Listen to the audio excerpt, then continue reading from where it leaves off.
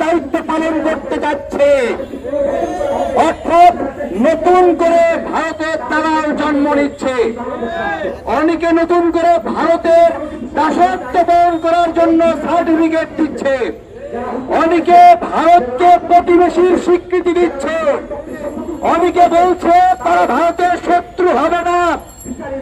আমরা বলছি মাওলানা ভাসানীকে আমাদের এই শিক্ষা দিয়ে গিয়েছিল, শফিউর প্রধান ভাই তিনি কি এই শিক্ষা দিয়ে গিয়েছিলেন, জিয়াউর রহমান তিনি কি এই শিক্ষা দিয়ে গিয়েছিলেন, আমাদের মরহুম গোলাম আজম তিনি কি এই শিক্ষা দিয়ে গিয়েছিলেন যে ভারতের দাসত্ব করতে হবে?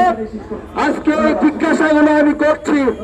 আপনারা যার রাজনীতি করেন তাদের আদর্শ ভুলে যাচ্ছে, ক্ষমতার লোভে ক্ষমতার মোহে। আমরা সতর্ক করছি। কেন সতর্ক করছি? সত্য যে বিপ্লব হলো, এই বিপ্লবে ভারতকে আপনাদেরকে সহযোগিতা করেছিল, আপনাদেরকে জবাব দিতে হবে। আজকে যে আপনাদের হাজার হাজার লক্ষ লক্ষ নেতা কর্মী জেল থেকে বের হলো, তার জন্য কি ভারতের অবদান ছিল? উত্তর দিতে হবে। আপনি মুক্ত হলেন দেশের ছাত্র সমাজের অবদানে, নাগরিকদের অবদানে। আপনি বের হয়ে আজকে ভারতের দালালি করছেন। এই গণ অধিকার পরিষদের পক্ষ থেকে প্রথম একজন নেতা শফিউর রহমান সাহেবের মুক্তি দাবি করা হয়েছিল।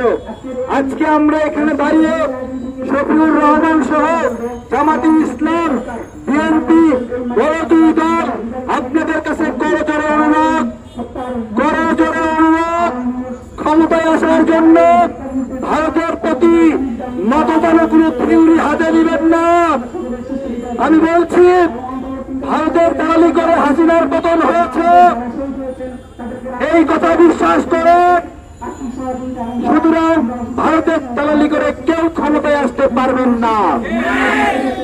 আমরা মনে করি সংকট এখনো শেষ হয়নি। ভারত চাচ্ছে প্রধান দুইটা দল বিএনপি আওয়ামী লীগ বিবাদে লিপ্ত হোক। এটা ভারতের চাওয়া। ভারতের এই চাওয়া যারা পূরণ করবে তারা ভারতের দালাল।